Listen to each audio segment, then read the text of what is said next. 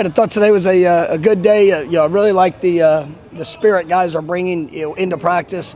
There's still some moments today of things that the finer details we got to clean up. First down, our first day of third downs, introducing some red zone, different looks, different thoughts. But ultimately, I thought the guys competed. I thought they responded throughout the course of practice. Looking at the numbers yesterday, it was one of the best practices, workload and just explosiveness that we've had. In the season. It's our best Tuesday that we've had just from the overall movements. Things I liked yesterday's practice when I was out here, but seeing the numbers, it was impressive. Our top speeds, the way guys are flying around, and I thought today, it was much the same. I liked the urgency. It was good. We were able to get Jordan out there and moving around, and I thought he threw the ball well, and it was just good seeing continued growth and continued push from guys on our team. So it was. I thought it was a good work day, and excited about to continue to progress through the week. How much of the success do you think is fueled like a really high-spirited practice like Tuesday? I think when you're willing to invest all that you have into a practice, you bring good energy, you bring work, your work ethics at a certain point. Obviously the effort that you're pouring into it, that's going to show up in great ways, because one of the things. Even through the first three games, there's been moments of inconsistency of pick what the issue is, whether it's communication, detail, fundamental, just those. The only way those get corrected are if you put yourself in that emotional state, because you're gonna have excitement, anxiety, all those things are gonna show up on game day. So you got to get yourself to that point in practice so that you can be more comfortable and focused when it shows up in the game. And so I love when guys bring that type of energy to a practice. It definitely helps prepare us for what's ahead. Do you get the sense from Jordan, because he's become the leader, how badly he wants to be up with his team and compete?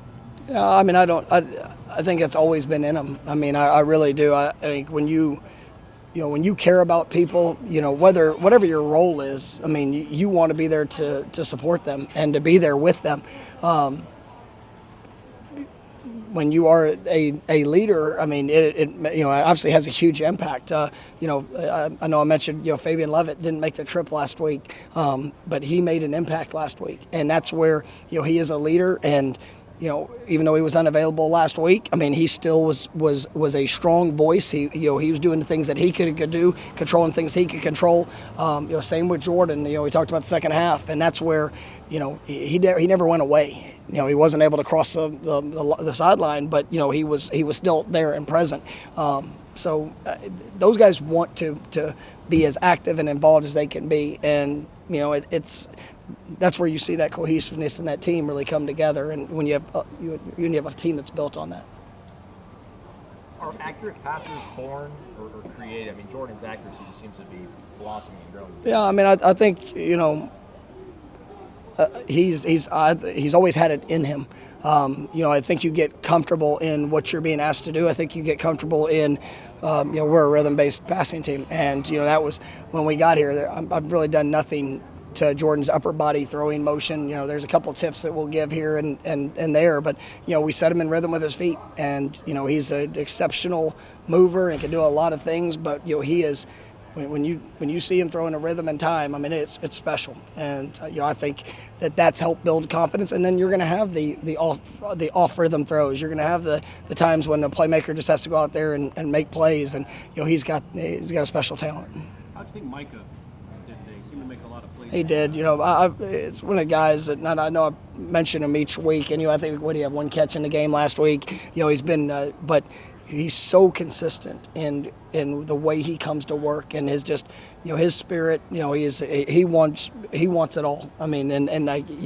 He's like any good receiver. He wants the ball as much as possible. But whenever the way that he plays without the ball, the way that he practices, the investment, the growth, trying to get better. Today he was great in practice. Obviously got the ball a lot, but it was fun to see him compete and just He's always wanting to improve, and I love that. And so, and I think that's what you see from that receiver position in general, is that we got a lot of competitors.